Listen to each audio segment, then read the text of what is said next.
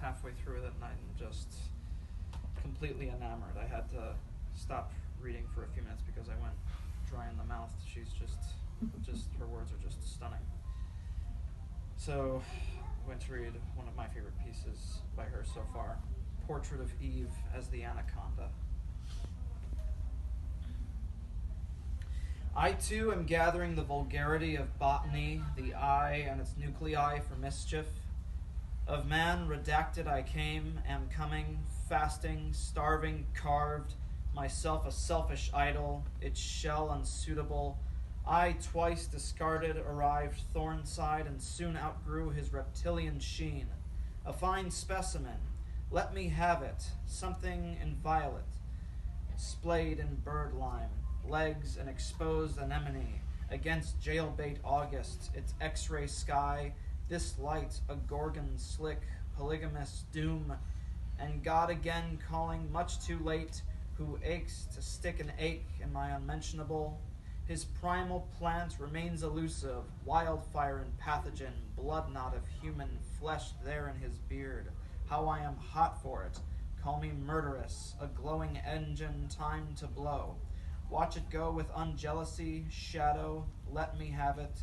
This maidenhead primeval schemes, what ovule of cruel invention, the Venus trap, the menses, and how many ways to announce this guilt, whore's nest of ague, supernova, wild stigmata, womb, I boast of vogue, sacrosanctum, engorging, shored pornographies, the cell's unruly strain, rogue empire multiplying for 1,000 virile 1,000 years, my wings pinned wide in parthenogenesis, such miraculous display.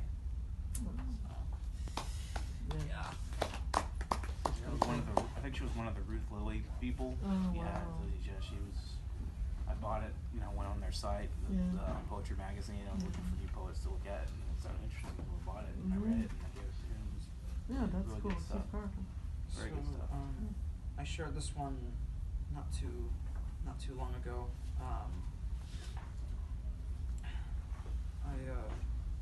So I'm currently working on an epic, and once it's finished, when set to music, it'll be a rock opera. Just going to recruit like one or two multi-instrumentalists and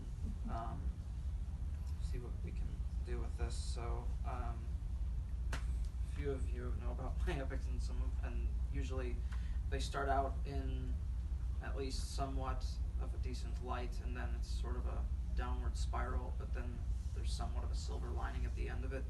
This one, it starts out depressing as but I make sure that it has more of an upward prism instead of the downward spiral. Like the main character, you just have to work like hell to get to that happy ending. So, but so far this is the most blissful piece. The main character has just been pulled through his mirror, which is an entirely different world, and he's just waking up from this awful flashback that he had, and the place that he's in, the other side of the mirror, it's called the Median Province. It's not quite purgatory. Technically, he's still alive, but this is just somewhat of a stage. So, and yes, it is formal verse, so if you feel yourself start to drift off, imagine me blowing an air horn at you. So. Fields of the Median Province. Opening his weary eyes to the great beyond, he adjusts to the current scene. Has he died? Barely able to lift his throbbing skull of flesh, he wipes off the flakes of maroon that caked his forehead's side. Reoriented as a snake-eyed pair of dice, Mars sees his headrest, the boulder of the unfair, left by a trail of scraped earth, as if the great Sisyphus was already there. No more painful memories left to endure for the sake of tolerance. Let the amnesiac's fantasy come to life and serenade us with an unknown Latin dance. He walks in midday light without priorities or cares, severing all ties by means of alienation. No other option to protect oneself, so why risk the betrayal of familial observations? This is my planet, my blue-green dome, the place that I once called home. I must be living through someone else's brain. They only see the fallen who have only brought great disdain. This is my planet, my green-blue sphere, and only my my spirit knows I never want to leave here. Around the grained circle of the hills, he rolls around in the dust of onyx, such a memorable garden of gardenias. The scent of blind love and flames induces a deadly mix. But what? What is this I see? Every image of scenery from a negative photograph. Up until these screaming purges, I have not felt such an urge to compulsively laugh. Forever shall I wander through these altered fields, lowering my vulnerable walls and surrendering my shields. Above the ground where he stands, the skies shine a raucous neon green. A reflecting glow reverberates off of him, the new emerald man in a sanctuary of 13. In between the chuckling webs of his feet, royal violet is the grass that breathes.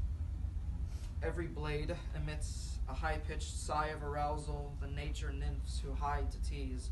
Attraction that bases itself off of scent greets him in a monochromatic red as a lustful sinner's cyclical blood.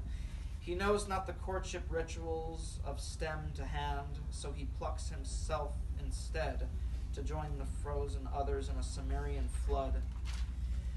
I am distinctly reminded of the first bite of a watermelon summer ripe. The tingles I feel of the leaking juices leave me yearning for only one type. Dancing in fantasy, swaying from direction to side, he cannot help but feel glowing light on his feet. I distinctly recall the tidal wave rush of a first kiss and its cause. I welcome the eagerness of sharing that experience with the most imperfect match in all her delightful flaws. Dancing in fantasy, swaying from side to direction, he cannot help but moan out his gardenia's name. Mars the heavy weighs next to nothing, his fluttering beats send primeval lullabies to sing. I never want this feeling to cease, perpetually sending my every being to soul-quaking release. Is there an alternative more superior than this one? The heat is dropping for me to kiss the frozen sun. I shall dwell like a commoner in these fields until my sword of flesh deems itself no longer fit to wield. Mm-hmm.